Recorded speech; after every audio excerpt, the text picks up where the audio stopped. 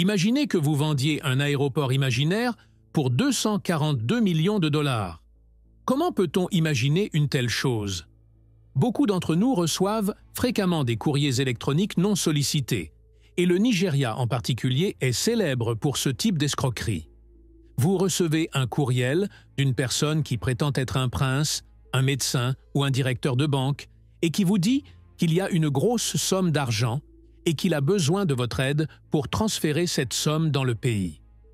En retour, vous recevrez une grande partie de cette somme, mais tout ce que vous devez faire est d'envoyer un petit montant à l'avance afin de vérifier votre compte bancaire avant que l'on ne commence à vous transférer des millions de dollars.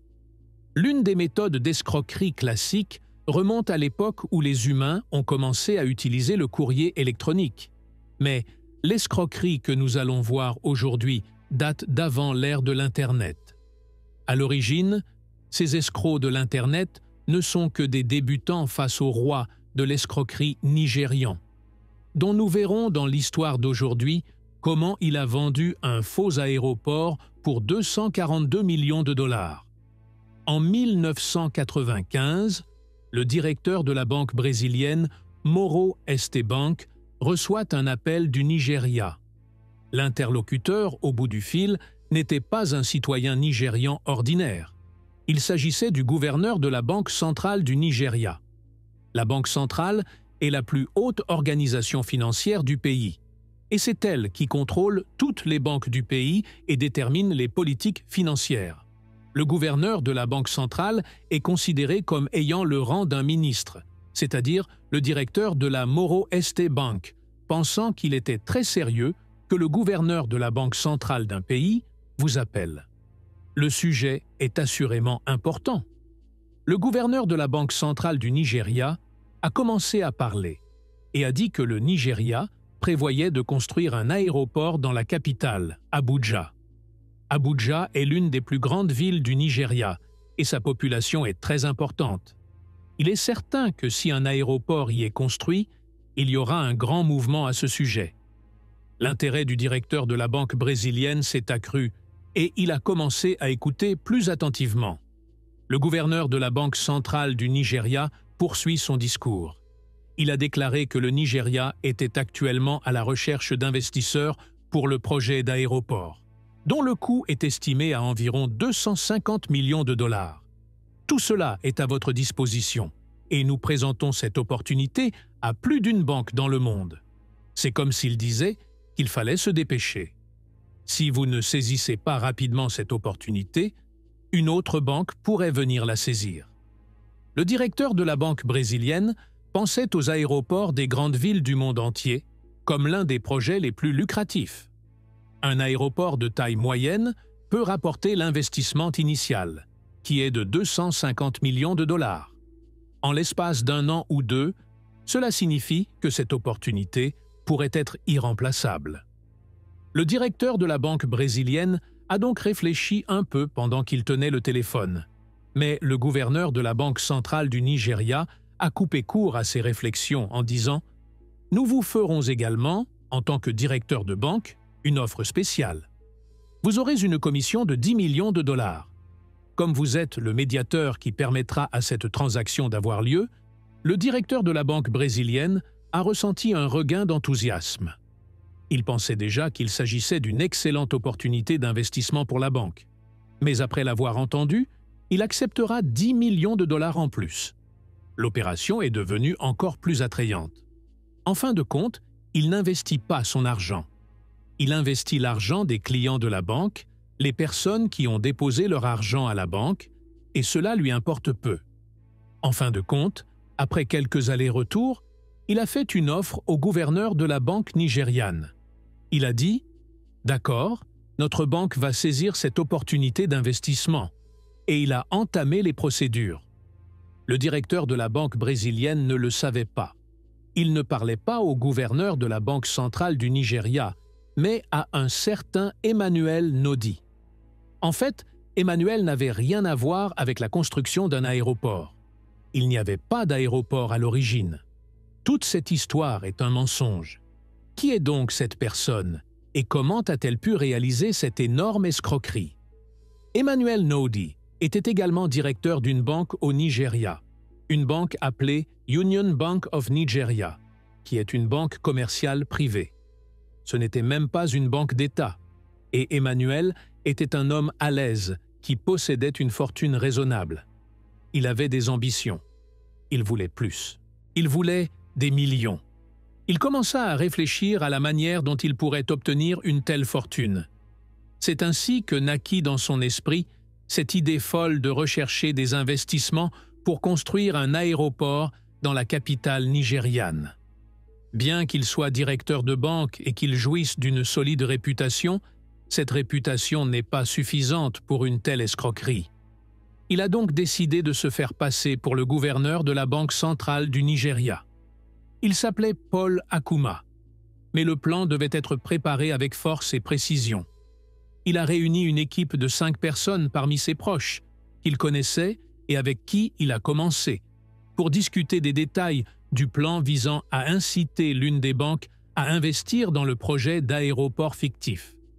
Ce groupe, formé par Emmanuel Nodi, étaient tous expérimentés dans les systèmes financiers et bancaires, et ils travaillaient dans le secteur bancaire comme Emmanuel, de sorte qu'ils connaissaient tous les détails des banques et de leur fonctionnement au Nigeria et à l'international. Ils disposaient également d'informations personnelles et privées sur les personnes les plus influentes du secteur financier du pays, ce qui leur a permis d'usurper plus facilement l'identité de personnes importantes. La première étape du plan consistait à envoyer des télécopies à diverses banques commerciales dans le monde entier. Ils ont préparé une lettre rédigée de manière officielle et professionnelle en prétendant qu'elle avait été envoyée par un certain Turitio William. Cette personne était le directeur du département de planification financière et de budgétisation du ministère nigérian de l'aviation, c'est-à-dire une personne très importante, mais cette personne n'existait pas du tout. L'important dans cette lettre était que le ministère nigérian de l'aviation était à la recherche d'investissements pour construire un grand projet d'aéroport dans la capitale Abuja, puisque Abuja a été déclarée nouvelle capitale du Nigeria il y a seulement 4 ans, en 1991. C'est ce qui rend cette histoire ou cette escroquerie plus crédible, car le gouvernement nigérian avait vraiment l'intention de développer la ville et d'y mener de nombreux projets depuis qu'il l'avait déclarée nouvelle capitale de la nation. Ce message a été envoyé à plusieurs banques étrangères et chaque message a été légèrement modifié en fonction de la banque et du pays de destination. Par exemple, le message qui est arrivé à la banque brésilienne Noroeste était adressé au directeur de la banque. Ce directeur de banque s'appelle Nelson Sakaguchi. Il est d'origine japonaise, mais il vit et travaille au Brésil lorsque Nelson Sakaguchi lit le message. Il s'agissait d'une lettre officielle émanant du ministère nigérian de l'aviation et signée par le directeur du département financier. Il a commencé à s'intéresser à la question parce que la banque était déjà à la recherche d'opportunités d'investissement dans des pays étrangers en développement, ce qui a renforcé la crédibilité de cette lettre après qu'elle ait été transmise à partir d'un numéro appartenant au gouvernement nigérian. En effet, Emmanuel et son groupe, grâce à leurs contacts et à leurs solides relations dans le secteur financier au Nigeria, ont pu utiliser un télécopieur appartenant au gouvernement afin de rendre l'affaire plus crédible.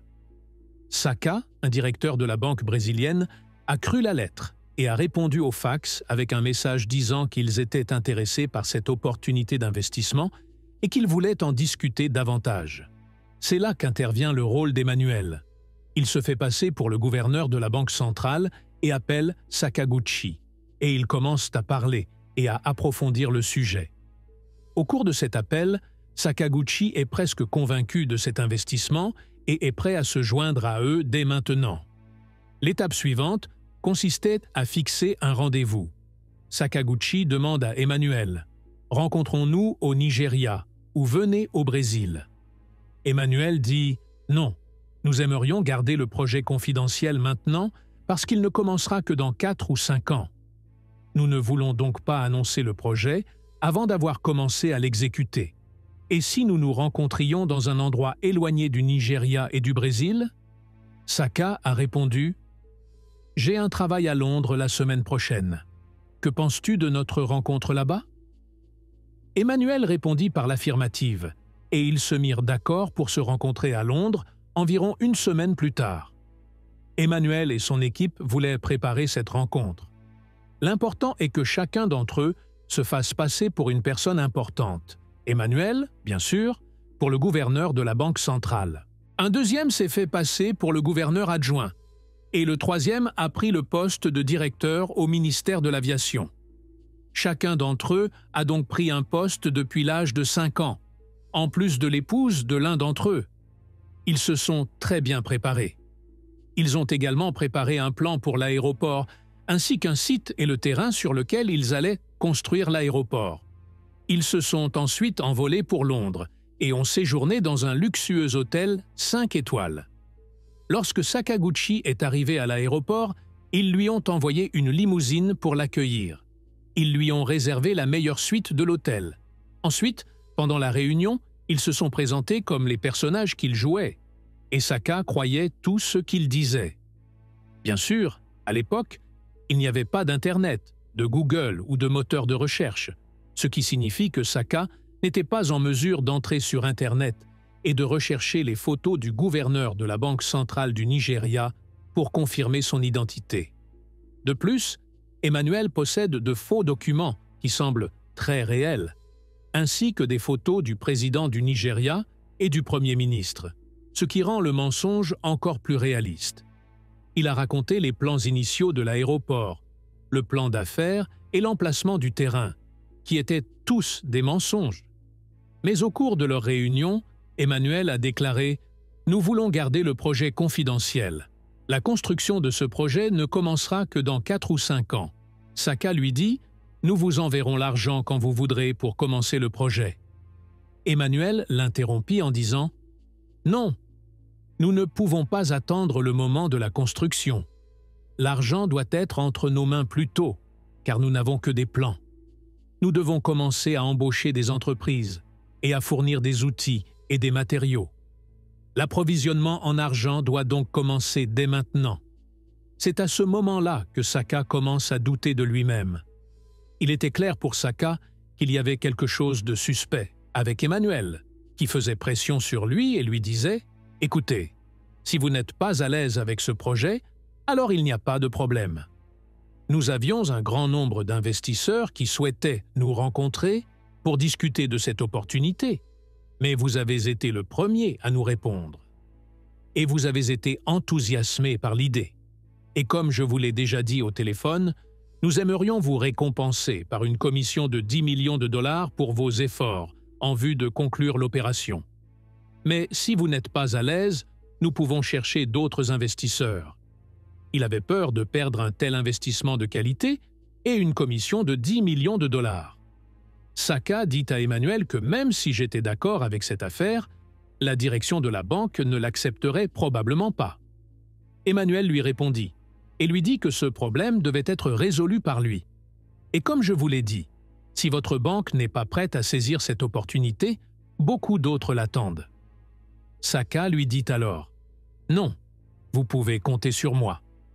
Nous sommes partenaires dans le projet. Je vais gérer les choses. » À partir de ce moment, Emmanuel sut que Sakaguchi était tombé dans le piège et que les 10 millions qu'il avait promis l'avaient motivé. Il lui permettait de faire n'importe quoi pour mener à bien cette affaire. Saka croyait qu'il parlait à des personnes importantes du Nigeria, l'accord qui a été conclu entre eux et Londres et que la banque investira un montant d'environ 242 millions de dollars. Et nous parlons de l'année 1995. Aujourd'hui, cet argent vaut environ 413 millions de dollars, ce qui est énorme. Avant la fin de leur réunion à Londres, Emmanuel persuada Sakaguchi de transférer 3 millions de dollars en guise de dépôt et de preuve, confirmant leur désir de profiter de cette opportunité d'investissement. Saka a senti la pression et a dû payer cet acompte pour ne pas le perdre. Et c'est là qu'il est tombé dans le piège. Même s'il commence à soupçonner qu'il est victime d'une fraude après le premier paiement, il continuera à payer pour garder espoir. Sakaguchi s'est fait avoir psychologiquement, et c'est la compétence la plus importante pour tout escroc professionnel. Emmanuel insiste donc pour que Sakaguchi verse un acompte de 3 millions avant de quitter Londres. Il est devenu complètement à la merci d'Emmanuel. Saka continue d'envoyer des millions à Emmanuel pendant 3 ans. De 1995 à 1998, Saka, l'idiot, n'a rien dit à personne de la direction de la banque et a même pris des mesures efficaces pour que personne de la direction et les principaux propriétaires de la banque ne soient au courant. La mesure la plus importante est qu'il n'a pas transféré un montant supérieur à 6 millions de dollars lors de chaque transfert. Mais pourquoi l'a-t-il modifié de la sorte? Saka était responsable de tous les transferts vers des pays étrangers d'une valeur inférieure à 6 millions de dollars. S'il voulait transférer un montant plus important, il devait obtenir l'approbation du conseil d'administration. Deuxièmement, ces transferts ne doivent pas être effectués sur un seul compte ou dans un seul pays. Ils doivent être transférés vers différents pays, par exemple l'Amérique, la Grande-Bretagne, la Suisse et Hong Kong. Même les banques vers lesquelles les transferts étaient effectués étaient différentes, car ces transferts étaient transmis entre un réseau de pays et de banques différents. Aucun membre de l'équipe de gestion de la banque ne prêtait attention à la destination de cet argent, car le suivi de l'argent était censé être le travail du directeur de la banque. Quant à Emmanuel et à son équipe au Nigeria, ils ont utilisé 17 banques pour mélanger l'argent et le distribuer de manière à ne pas éveiller les soupçons.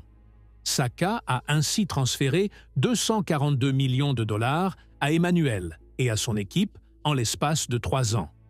Pendant cette période, Emmanuel envoyait de faux documents, photos et contrats pour le convaincre que le travail sur le projet d'aéroport était toujours en cours, en préparation du début du véritable processus de construction. Comme je vous l'ai dit, Emmanuel et son équipe sont tous issus du milieu bancaire.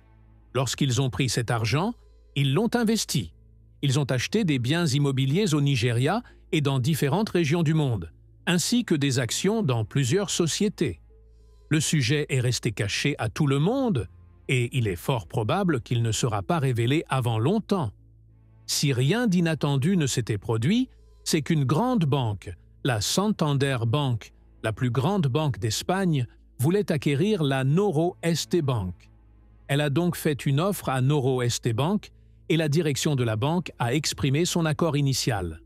Bien sûr, une approche d'acquisition comme celle-ci est un processus très vaste, et avant que cette procédure n'ait lieu, il faut procéder à un examen de tous les actifs et documents afin de pouvoir en évaluer la valeur. Un conseil a donc été formé à partir des 2 banques, la banque espagnole et la banque brésilienne, afin que ce conseil étudie tous les détails dont il a besoin pour évaluer la valeur de la banque. À leur grande surprise, ils ont constaté qu'il manquait environ un tiers du capital de la Noroeste City Bank, soit des centaines de millions. Le directeur de la banque, Nelson Sakaguchi, a été convoqué par le conseil d'administration pour expliquer ce qui s'était passé au cours des 3 dernières années. Il a admis avoir conclu un énorme contrat d'investissement avec le gouvernement nigérian pour la construction d'un aéroport dans la capitale, Abuja, et avoir transféré le montant de 242 millions de dollars au cours des 3 dernières années à l'insu du conseil d'administration. Mais la banque n'a pas cru ce qu'elle entendait. Il a géré cette banque avec loyauté pendant les 14 dernières années et a pris une décision aussi importante sans même le dire, et de manière très suspecte. Une commission d'enquête a été constituée après un long travail de traçage du réseau complexe, dans lequel l'argent de la banque a été transféré, en suivant cet argent dans plusieurs pays et plusieurs banques. Tous les chemins mènent finalement au Nigeria. Le problème est que le Nigeria n'a pas de véritable contrôle financier. La commission n'a pas été en mesure d'obtenir la véritable identité des personnes qui ont reçu l'argent au Nigeria. La question a pris beaucoup de temps jusqu'à ce que les banques nigérianes soient contraintes par la pression des banques occidentales, principalement des banques suisses. Après avoir enquêté sur l'affaire, elles ont bloqué plusieurs comptes sur lesquels l'argent avait été transféré. Elles ont précisément demandé aux banques nigérianes de coopérer avec elles pour révéler les véritables identités des propriétaires de ces comptes et aux banques nigérianes de craindre de bloquer leurs comptes dans les banques suisses et dans d'autres pays.